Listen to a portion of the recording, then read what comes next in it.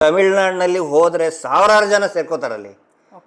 ನರ್ಸ್ಗಳಿಗೆ ಅಲ್ಲಿ ಪೇಮೆಂಟ್ ಆಗಲಿಲ್ಲ ಅಂದರೆ ಬಾಲನವ್ರು ಕರೆಸ್ತಾರೆ ತಮಿಳ್ನಾಡಲ್ಲಿ. ಹಾಂ, ಇಲ್ಲಿ ಕರ್ನಾಟಕದಲ್ಲಿ ಕಾರ್ಮಿಕರಿಗೆ ಏನಾದರೂ ತೊಂದರೆ ಆದರೆ ಬಾಲನ ಅವರ ಆಫೀಸ್ ತುಂಬ ಬರೀ ಅವರೇ ಇರ್ತಾರೆ.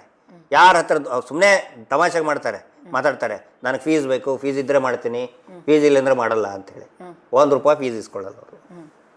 ಮತ್ತು ಅವರೇ ಕಾಫಿ ಕುಡಿಸ್ ಕಳಿಸ್ತಾರೆ. ಸಾಯೋನಿಗೆ ನೀರು ಹಾಕೋರು ಬೇಕ್ರಿ. ಹಾಂ, ಅವ್ರು ಆ ಕೆಲಸ ಮಾಡ್ತಾ ಇದ್ದಾರೆ. ಜ್ವರ ಬಂದವನಿಗೆ ಮದ್ದು ಕೊಡೋರು ಬೇಕು, ಔಷಧಿ ಕೊಡೋರು ಬೇಕು. ಬಾಲನ್ ಸರು ಇಲೆಕ್ಷನ್ ನಿಂತಿದ್ದಾರೆ. ಹೌದು, ಇವತ್ತಿನವರೆಗೂ ಅವ್ರ ಜಾತಿ ಅಂತ ನನಗೆ ಗೊತ್ತಿಲ್ಲ, ಏನು ಗೊತ್ತಿಲ್ಲ. ಆಮೇಲೆ ಅವರು ಕೂಡ ಅವ್ರ ಕ್ಲೈಂಟ್ ಜಾತಿ ಕೇಳಲ್ಲ, ಯಾವತ್ತಿಗೂ ಕೇಳಲ್ಲ. ಅಂತಹ ಒಬ್ಬ ಅಡ್ವೊಕೇಟ್ ಈ ಬಾರ್ ಕೌನ್ಸಿಲ್ ಏನು ಇಲೆಕ್ಷನ್ ಇದೆ ಅದರಲ್ಲಿ ಗೆದ್ದು ಬರಬೇಕು ಅವರು. ನಾನು ಈ ಮಾತನ್ನು ಪ್ರತಿಯೊಬ್ಬ ಈ ರಾಜ್ಯದ ಅಡ್ವೊಕೇಟ್ಗೆ ಹೇಳ್ತಾ ಇದ್ದೀನಿ, ಎಸ್ಪೆಷಲಿ ಯಂಗ್ಸ್ಟರ್ಸ್ ಯಾರಿದ್ದೀರಿ, ಯುವಕರು ಯಾರಿದ್ದೀರಿ, ಮತ್ತು ಯಾರು ಸಮಾಜದ ಬಗ್ಗೆ ಪ್ರಜ್ಞೆ ಇದೆ. ಯಾಕಂದರೆ ಬಾಲನವರು ಮುಂಚಿಂತನೂ ಕೂಡ ಅವರು ಧ್ವನಿ ಎತ್ತಾನೆ ಬಂದಿದ್ದಾರೆ. ಈ ಕಾರ್ಮಿಕರ ಪರವಾಗಿ ಧ್ವನಿ ಎತ್ತಿದವರು ಅಡ್ವೊಕೇಟ್ಗಳದ್ದು ಸಾಕಷ್ಟು ಸಮಸ್ಯೆ ಇದೆ. ಬಟ್ ಒಂದು ದೊಡ್ಡ ಸಮೂಹ ಏನಿದೆ, ಹಾನೆಸ್ಟ್ ಆಗಿರುವಂಥ ಅಡ್ವೊಕೇಟ್ ಇದೆ, ಅವ್ರಿಗೆ ಅವಕಾಶನೇ ಸಿಗ್ತಾ ಇಲ್ಲ. ಅಂಥವ್ರ ಪರವಾಗಿ ಧ್ವನಿ ಎತ್ತಬೇಕು ಅಂತ ಹೇಳಿದರೆ ದಟ್ ಈಸ್ ಎಸ್ ಬಾಲನ್. ನಾನು ಪ್ರತಿಯೊಬ್ಬರಿಗೂ ಕೈ ಮುಗಿದು ಕೇಳ್ಕೊತೇನೆ, ಅಡ್ವೊಕೇಟ್ಗಳಿಗೆ ಜಾತಿ ಗೀತಿ ನೋಡ್ಬೇಡಿ. ಒಂದೊಂದು ಸಾರಿ ಬೇಜಾರಾಗುತ್ತೆ. ಬಾಲನ್ ಅವರು ದುಡ್ಡು ಕೊಡ್ತೀನಿ ಅಂತ ಹೇಳಿಲ್ಲ. ಅವರು ವಿದೌಟ್ ಮನಿ, ನನಗನ್ಸಿದ ಮಟ್ಟಿಗೆ ಈಸ್ 60+, 65+. ಓಕೆ, ಹಾಂ, ಯಾವುದೇ ಜಾತಿ ಇಲ್ಲ, ಹಣದ ಆಮಿಷ ಇಲ್ಲ, ಬಿರಿಯಾನಿ ತಿನ್ನಿಸ್ತೇನೆ ಅಂತಿಲ್ಲ, ಏನೂ ಇಲ್ಲದೇ ಒಬ್ಬ ವಾರಿಯರ್ ಏನು ಮಾಡಬೇಕು ಆ ಕೆಲಸ ಬಾಲನ್ ಸರ್ ಮಾಡ್ತಾ ಇದ್ದಾರೆ. ದಯವಿಟ್ಟು ಈ ದೇಶದ, ಈ ರಾಜ್ಯದ ನ್ಯಾಯಾಂಗ ವ್ಯವಸ್ಥೆ ಇಂಪ್ರೂವ್ ಮಾಡಬೇಕು. ಅಡ್ವೊಕೇಟ್ಸಿಗೆ ಏನಾದರೂ ಒಂದು ವಾಯ್ಸ್ ಸಿಗಬೇಕು ಅಂತ ಹೇಳಿದರೆ ಬಾಲನ್ ಅಂತವ್ರು ಇರಬೇಕು. ಯಾರೇ ಹೋದರೂ ಅಟೆಂಡ್ ಮಾಡ್ತಾರೆ ಪಾಪ ಅವರು. ಇದಕ್ಕೆ ನೀವು ಎಲ್ಲೇ ಅವ್ರು ಉತ್ತರ ಪ್ರದೇಶಕ್ಕೆ ಹೋಗ್ತಾರೆ ಈ ವಯಸ್ಸಲ್ಲಿ, ಡೆಲ್ಲಿಗೆ ಹೋಗ್ತಾರೆ, ರಾಜಸ್ಥಾನಕ್ಕೆ ಹೋಗ್ತಾರೆ, ನಮ್ಮ ಮಂಗಳೂರಿಗೆ ಬರ್ತಾರೆ. ಎಲ್ಲರೂ ನೊಂದಂಥವ್ರಿ. ಹೌದು, ಅವ್ರ ಹತ್ರ ಹೋಗೋರ ಹತ್ರ ನೊಂದಂಥವ್ರೇ ಹೋಗ್ತಾರೆ. ಅದಕ್ಕೆ ಒಂದು ವಾಯ್ಸ್ ಬೇಕು. ಅಡ್ವೊಕೇಟ್, ನನ್ನ ಅಡ್ವೊಕೇಟ್ ಯಾಕಂತ ಹೇಳಿದ್ರೆ ಅಡ್ವೊಕೇಟ್ ಫಾರ್ ಪೀಪಲ್ಸ್ ಅಡ್ವೊಕೇಟ್. ಹೌದು, ನೊಂದಂಥವ್ರು, ಅದರಲ್ಲಿನೂ ಕೂಡ ಯಾರಿಗೆ ಹತಾಶೆ ಆಗಿರ್ತಾರಲ್ಲ ಹೌದು, ಅವ್ರ ಪರವಾಗಿ ನಿಂತ್ಕೋತಾರೆ. ಆಮೇಲೆ ಅದು ಸಜೆಷನ್ ಕೂಡ ಕೊಡ್ತಾರೆ.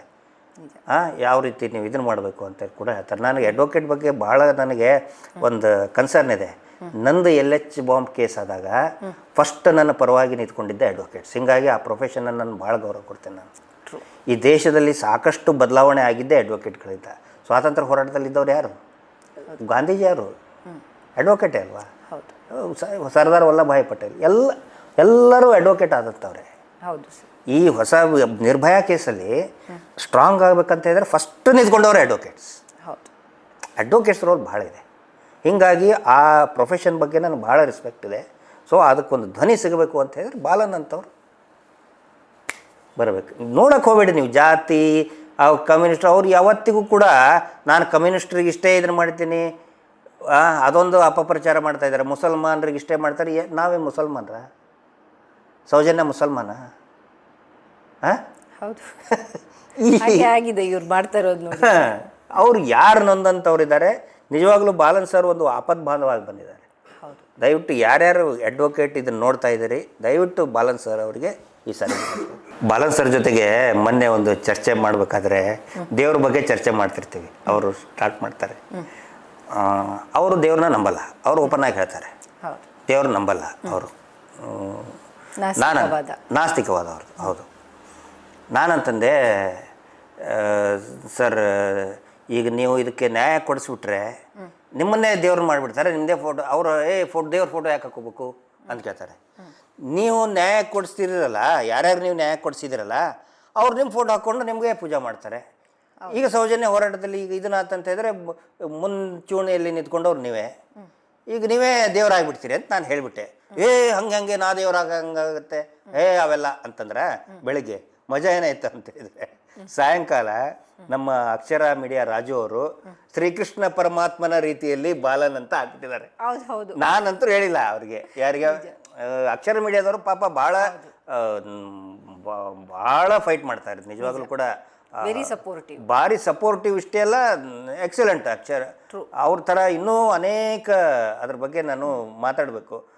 ಅಂದರೆ ಅವ್ರು ಏನು ಮಾಡಿದರು, ಸಾಯಂಕಾಲ ಬಾಲನ್ ಶ್ರೀಕೃಷ್ಣ ಪರಮಾತ್ಮರ ರೂಪದಲ್ಲಿ ಅಂತ ಹಾಕ್ಬಿಟ್ಟಾರೆ.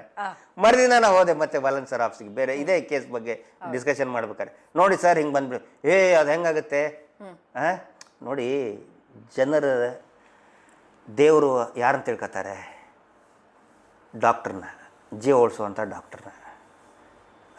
ಕಷ್ಟದಲ್ಲಿ ಇದ್ದಂತಹ ಕ್ಲೈಂಟ್ಗಳನ್ನು ಗೆಲ್ಸಿದವ್ರನ್ನ, ವಕೀಲರನ್ನ, ಆಮೇಲೆ ಟೀಚರ್ಗಳನ್ನು, ಹೌದು, ಆಮೇಲೆ ಪೊಲೀಸರನ್ನ ದೇವರು ಅಂತ ತಿಳ್ಕೊಂಡ್ಬಿಡ್ತಾರೆ. ಈ 4 ಕ್ಷೇತ್ರಗಳಿಗೆ ಜನ ತುಂಬ ಅಸಹಾಯಕರಾಗಿ ಹೋಗ್ತಾರೆ. ಈ 4 ಪ್ರೊಫೆಷನ್ಗಳಲ್ಲಿರುವಂಥ ಜನಗಳಿಗೆ ಯಾವಾಗ ಅವರು ನ್ಯಾಯ ಕೊಡಿಸ್ಬಿಡ್ತಾರಲ್ಲ, ಅವ್ರನ್ನೇ ದೇವ್ರು ಅಂತ ಮಾಡ್ಕೊಂಡ್ಬಿಡ್ತಾರೆ. ಹೀಗಾಗಿ ಇವರೇನು ತಿಳ್ಕೊಂಡಿದ್ದಾರೆ ನಮ್ಮನ್ನು, ಅವರು ದೇವ್ರು ನಂಬಲ್ಲ, ಅವರು ಈ ಥರ ನಿಜವಾಗ್ಲೂ ಕೂಡ ದೇವ್ರು ಮಾಡಬೇಕಾಗಿರುವಂಥ ಕೆಲಸ ಬಾಲನವ್ರು ಮಾಡ್ತಾ ಇದ್ದಾರೆ ರೀ.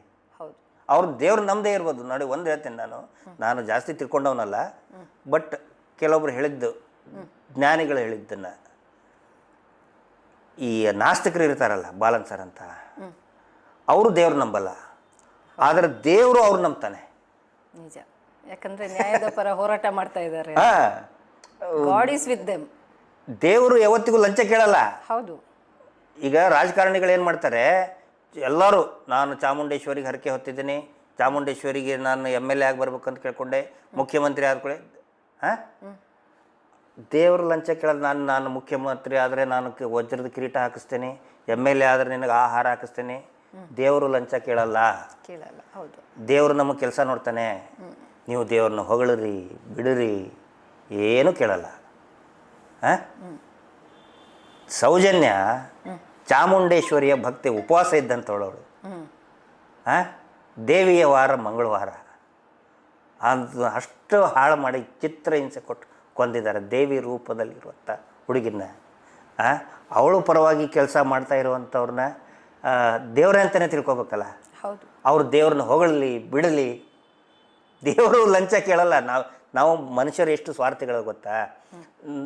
ನಾವು ಲಂಚ ಕೊಟ್ಟು ತಗೊಂಡು, ಲಂಚ ಕೊಟ್ಟು ತಗೊಂಡು ದೇವ್ರನ್ನೂ ಕೂಡ ಲಂಚಕೋರನ್ನು ಮಾಡಿಬಿಟ್ಟಿದ್ದೀವಿ ನಾವು.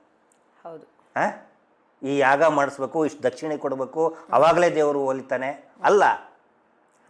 ಚಾಮುಂಡೇಶ್ವರಿ ಭಕ್ತಿ ಆದಂಥ ಸೌಜನ್ಯಗಳಿಗೆ, ಅವಳಂಥ ಅನೇಕ ಹೆಣ್ಮಕ್ಳಿಗೆ ನ್ಯಾಯ ಕೊಡಿಸಿದ್ರೆ ನಿಜವಾದ ಭಕ್ತಿ ಅದೇ.